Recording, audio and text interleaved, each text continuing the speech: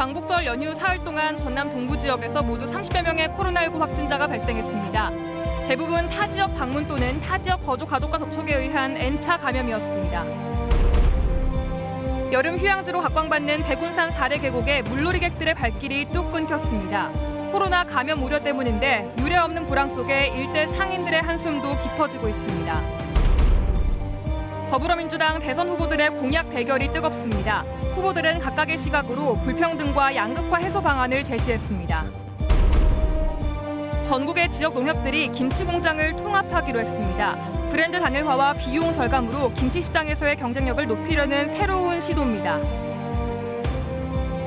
여러분 안녕하십니까? 월요일 밤 여수 MBC 뉴스데스크입니다. 광복절 연휴 기간 전남 동부 지역에서 타 지역 방문 또는 타 지역 거주 가족과의 접촉에 의한 코로나19 N차 감염이 잇따르고 있습니다. 전라남도에 따르면 광복절 연휴 기간이었던 지난 14일부터 오늘까지 사흘 동안 전남 동부권 내 코로나19 확진자는 여수 16명, 순천 13명, 광양 5명 등 모두 34명인 것으로 집계되고 있습니다. 특히 이번 광복절 연휴 기간 확진자들은 타 지역에 살던 가족과 접촉하거나 타 지역으로 가족여행을 다녀온 뒤 감염돼 N차 감염으로 이어지고 있는 것으로 조사됐습니다. 한편 전남 지역의 코로나19 백신 접종률은 전체 51.9%를 기록하고 있습니다.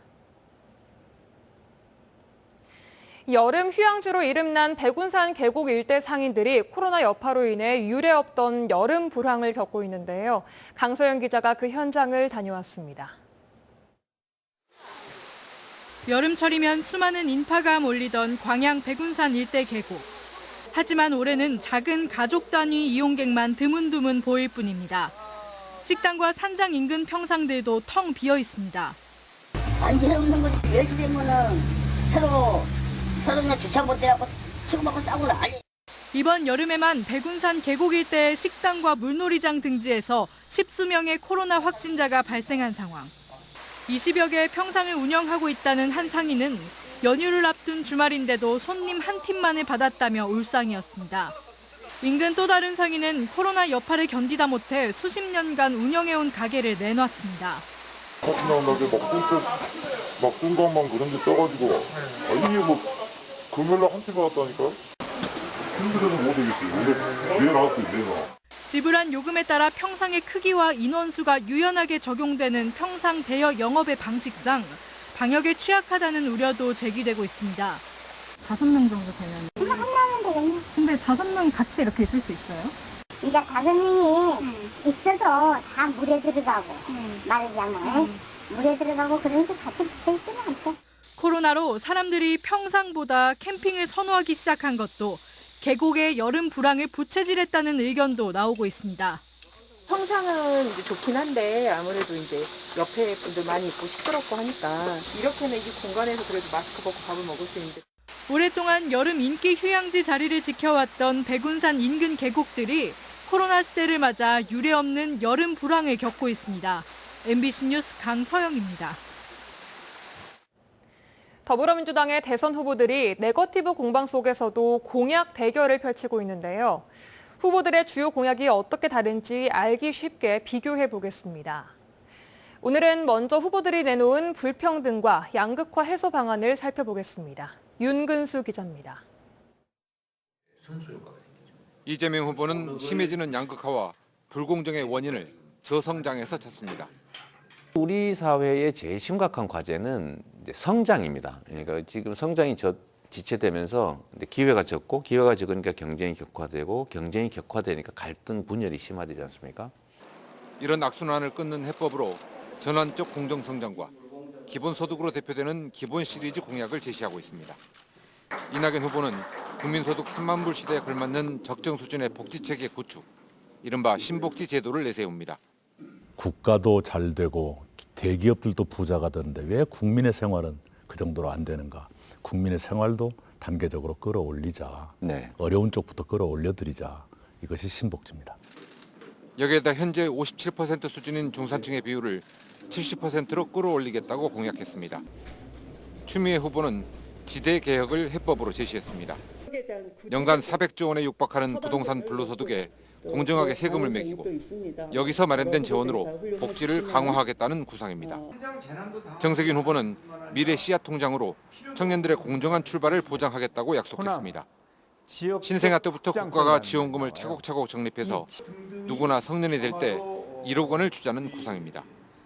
부모 찬스 있는 사람은 저 앞에서 출발하고 흑수저들은 저 뒤에서 출발하라면 이들이 꿈과 희망을 갖고 자신감 있게 뛸 수 없지 않습니까? 그래서 이들에게는 국가 찬스를 주자. 김두관 후보의 국민 기본자산제도 유사한 전략입니다. 신생아에게 3천만 원씩 국가가 신탁하고 만 19세 성년이 됐을 때 6천만 원 정도의 목돈을 종잣돈으로 주자는 내용입니다. 박영진 후보는 국부펀드 전략을 제시합니다. 국민연금 같은 연기금을 재원으로 국부펀드를 만들고 여기에 국민들도 투자할 수 있도록 해서 안정적인 자산 형성을 돕겠다는 전략입니다. 후보들마다 해법에는 차이가 있었지만 불평등과 양극화 해소 그리고 공정 회복이 시대적 과제라는 점에서는 인식을 같이 했습니다. MBC 뉴스 윤문수입니다. 여수 산단 내 한 주유소에서 탱크로리 차량에 적재된 염산이 누출되는 사고가 발생했습니다. 오늘 오전 7시 34분쯤 여수시 화치동의 모 주유소에서 연료를 넣기 위해 주차 중이었던 탱크로리 차량에서 염산 10여 리터가 누출되는 사고가 발생했습니다. 여수소방서는 사고 발생 40여 분 만에 사고 탱크로리 차량 하부에서 염산이 새어나오는 것을 확인하고 긴급 마금 조치했으며 인적 재산적 피해가 발생하진 않은 것으로 파악하고 정확한 사고 경위 조사에 착수했습니다. 해기사 면허 없이 예인선을 운항한 기관장이 경찰에 적발됐습니다. 여수해양경찰서는 지난 10일 해기사 면허 없이 광양에서 남해까지 항해한 부산선적 79톤급 예인선 A호의 기관장 B씨를 선박직원법 위반 혐의로 적발했습니다. 여수해경은 올해 화물선과 예부선의 해양 안전 저해 행위 단속을 통해 모두 14건을 적발했습니다. 여수시가 고수온과 적조에 의한 가두리 양식장 피해를 막기 위해 지원에 나섰습니다. 여수시는 최근 고수온과 적조 확산에 의한 가두리 양식장 피해를 최소화하기 위해 양식 어민들에게 어류 면역 증강제를 공급하고 양식장용 산소 공급기 30대와 함께 액화산소통 충전과 운반을 지원하기로 했습니다. 또 황토 등 적조 구제 물질 2만여 톤을 확보하고 방제를 위한 철부선 바지선을 임차해 공동방제단의 구성 운영에 들어갔습니다. 여수에서는 최근 한 달 동안 폭염이 이어지면서 양식어가 26곳에서 우럭 53만 마리가 폐사해 5억여 원의 피해가 발생했습니다. 전국에 있는 지역 농협들이 개별적으로 운영하고 있는 김치 공장을 통합하기로 했습니다. 브랜드 단일화와 비용 절감을 통해 김치 시장에서의 경쟁력을 높여보자는 취지인데 수익성의 한계를 느끼고 있는 지역 농협도 새로운 변화를 기대하고 있습니다. 문형철 기자가 보도합니다. 전국에 운영되고 있는 농협의 김치 공장은 모두 12곳. 이 가운데 2곳을 제외한 10곳의 공장이 통합을 추진합니다. 이들 김치 공장은 길게는 30년 동안 각 지역 농협이 독자적으로 운영해왔지만 김치 소비가 줄고 경쟁이 치열해지는 상황에서 새로운 활로를 찾기 위해선 규모의 경제가 필요하다고 판단한 겁니다. 대기업 같은 경우는 마케팅을 과감하게 해서 계속 시장을 늘리고 있고 상대적으로 농협은 조그마한 지원 농협에서는 각각 김치 공장 운영하다 보니까 이 시장에서 입지가 좁아지고 있는 거죠. 전남에서는 순천농협과 여수농협이 김치 공장 통합에 참여합니다. 특히 1993년 출범한 순천농협의 김치 공장은 지난해 100억 원에 가까운 판매 실적을 올리며 매출액 증가세를 이어가고 있습니다. 하지만 원재료 가격 등이 꾸준히 상승하고 시설 노후화에 따른 고정비 지출이 늘면서 순이익은 3년 연속 적자를 기록하고 있는 상태입니다. 대기업에 비해 유통망이 부족한 데다 마케팅을 포함한 주요 영업 활동을 자체적으로 해결할 수밖에 없어 향후 성장성과 수익성에서도 한계가 명확합니다. 우리 농협 브랜드끼리 경합을 하던 게 단일 브랜드로 돼서 시장 경쟁력이 나아질 것으로 기대를 하고 1920억 정도까지 성장이 가능할 것이다. 전국 10개 농협은 통합추진위원회를 구성해 구체적인 운영 방식 등을 논의한 뒤 올 연말까지 통합법인을 설립할 계획입니다. MBC 뉴스 문형철입니다.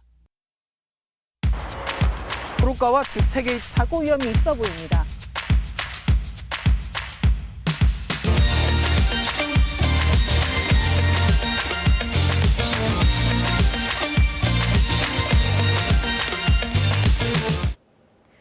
전남 도립미술관이 첫 소장품 기획전을 개최합니다.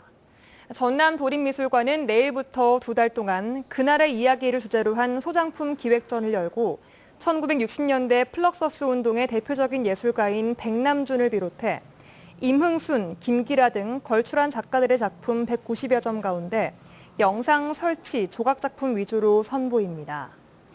미술관 측은 이번 기획전의 주제인 그날의 이야기가 중의적인 표현으로 동학농민운동, 한국전쟁, 5.18 민주화운동 등 역사의 굵직한 흔적을 남긴 그날과 계속해 살아가야 할 현재의 지금을 동시에 표현하고자 했다고 설명했습니다.